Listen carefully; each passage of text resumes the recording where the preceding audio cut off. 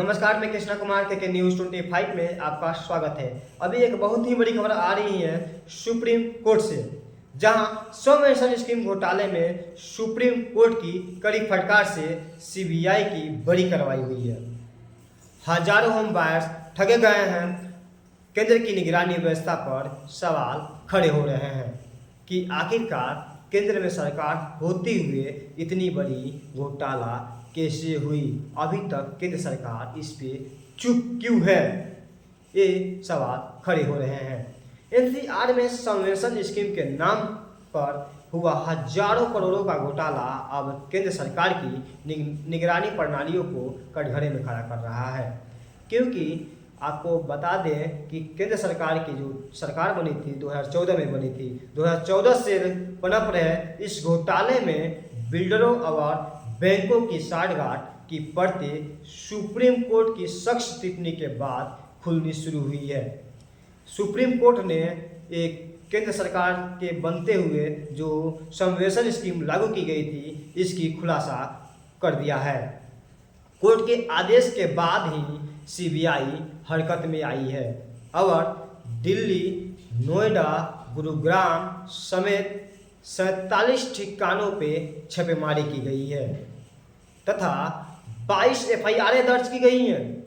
22 FIR CBI द्वारा दर्ज की गई हैं। जांच में सामने आया है कि बिल्डर, बैंक और फाइनेंशियल कंपनियां ने मिलकर सबवेंशन स्कीम के नाम पर खुला खेल किया है और इस पे केंद्र सरकार, केंद्र की निगरानी टीम चुप्पी साधी बैठी रही। आखिर क्यों? केंद्र की संस्था क्यों सोई रही और बैंकों ने बिना निरीक्षण के करोड़ों की फंडिंग कैसे दी, ये भी सवाल खड़ी होती है। बिल्डरों के फर्जी दस्तावेज स्वीकार किए गए कैसे हुए, वो जो किए हैं बिल्डरों की फर्जी दस्तावेज स्वीकार किए हैं वो बताएंगे और सीबीआई इसकी पूरी तरीके से जांच करेगी। आरबीआई और निगरानी एजेंसियों ने कोई हस्तक्षेप नहीं किया है।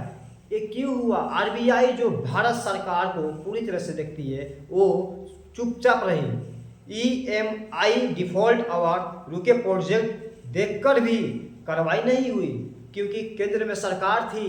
पैसा कैसे आएगा? साठगांठ टीम था, कैसे मिलेगा पैसा? इसलिए सब कुछ मौन रहा। सवाल यह है कि क्या यह सब केंद्र एजेंसियां की नज़र से बचाया गया था या इसे जानबूझकर नज़रअंदाज किया गया था? होम बायर्स की त्रासदी जारी है। होम बायर्स पूछ रहे हैं कि मेरी क्या गलती थी, मेरे ना घर मिले और ना ही पैसे। सबवेंशन स्कीम के नाम पर मुझे फंसाया गया। अब उल्टा ही बैंक मुझे ईएमआई मांग रही है, मैं कहाँ से दूँ? जो भी बिल्डर थे वो दिवालिया हो गए और सरकार अब भी चुप बैठी हुई है करोड़ों की घोटाले के देखते हुए भी। इस पे अभी तक सरकार का कोई एक्शन नहीं आया है, ना ही केंद्र इस पे बोलने का कुछ सोच रही है। केंद्र सरकार से जनता की 3 बड़ी क्वेश्चन है कि क्या घोटाले को वर्षों तक अनदेखा किया गया? आखिर क्यों वर्षों तक घोटाले को अनदेखा किया गया केंद्र सरकार के द्वारा? क्या बैंक बिल्डर गठजोड़ रोकने में सिस्टम का नाकाम रहे? अगर नाकाम रहे तो केंद्र में इनको बैठाई क्यों गई, निगरानी टीम को बनाई क्यों गई? होम बायर्स की सुरक्षा के लिए क्या कदम उठाया गया था? ये सब सवाल खड़ी होती है।